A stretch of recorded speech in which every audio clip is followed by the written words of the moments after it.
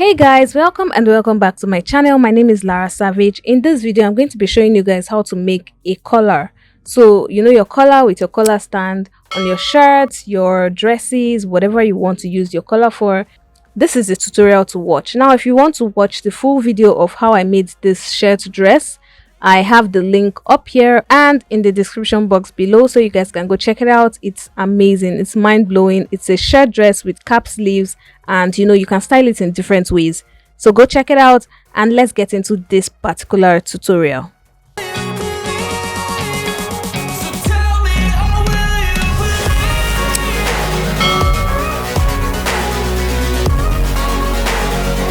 Now guys, for the collar you're going to measure around the entire neckline. So the entire neck, measure it from the beginning to the end. Divide whatever you get by 2 and then take a pattern paper of the full measurement. Then fold it using the measurement you got when you divided your neckline by 2.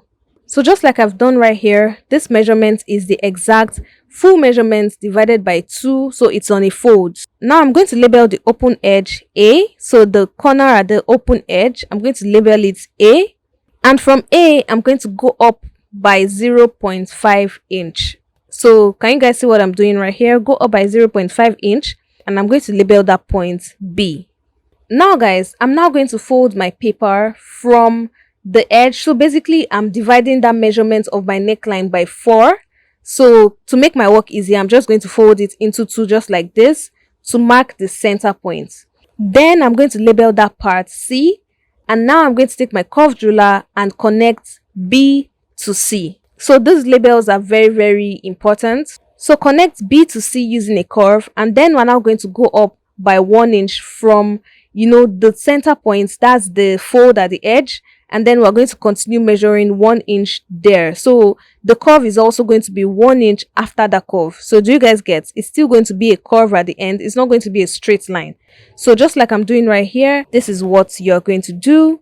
I'm inspired by thirst, I'm inspired by worth, I desire your worst. And then we have our collar stand.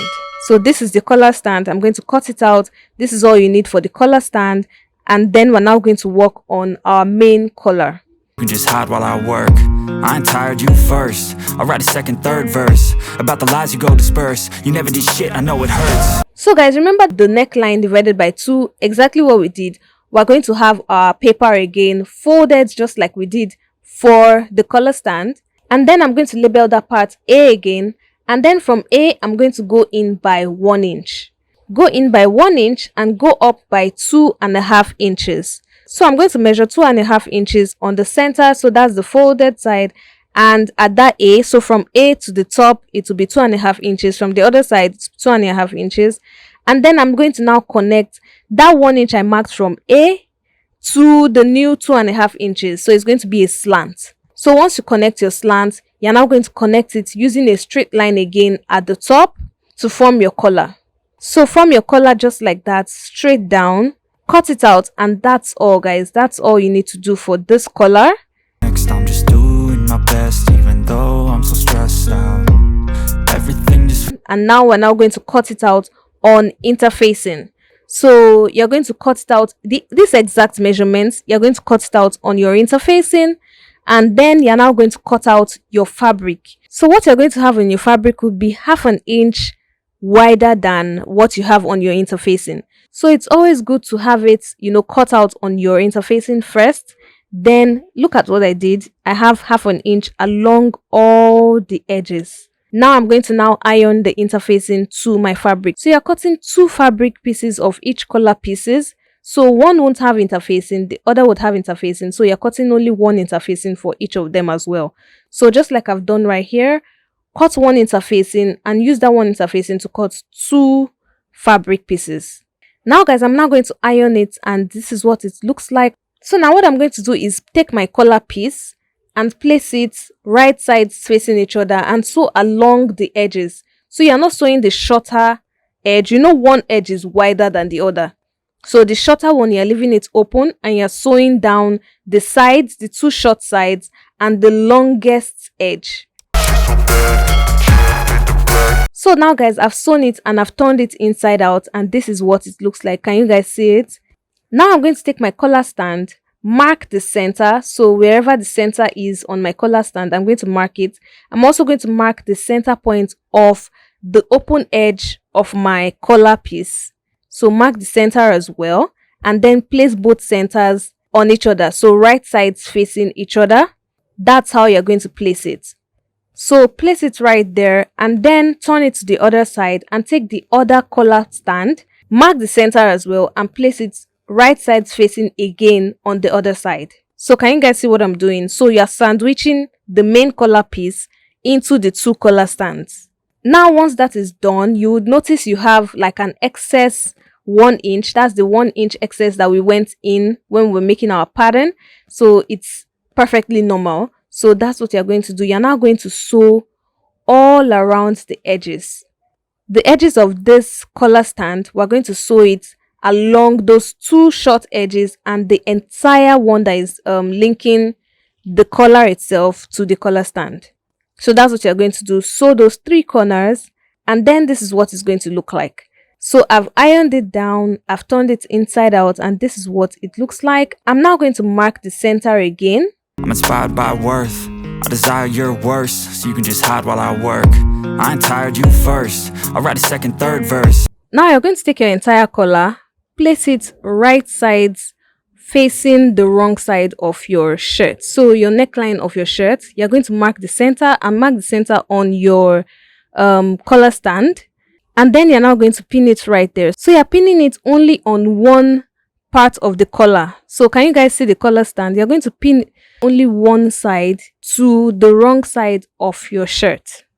Now pin it from the beginning of the neckline to the end of the neckline. So pin it right there. Sew it down using 1/2 inch seam allowance. About the lies you go disperse, you never did shit, I know it hurts. Something deep inside won't let me quit. I swear that I'm inspired by all this shit. Tell me that I can and I won't, that's what guides me the most. Fuck your lies, I'll do what I want. And then once we're done, we're going to hide everything inside. So you're sandwiching everything you've sewn inside the collar stand, and then you're going to fold it in using that 1/2 inch seam allowance excess that is there as well. You're going to fold it in and place it on the neckline. So can you guys see what I'm doing right here? This is what you're going to do. You're going to place it on it to hide all the raw edges. So the front is going to be clean and the back is going to be clean. So you're going to sew it down right there. I'm finishing it in front because it's going to make the front look neat at the end. So it's going to be very neat from the front, and at the back, even if there's any little error, it's going to be at the back, so nobody's going to see it.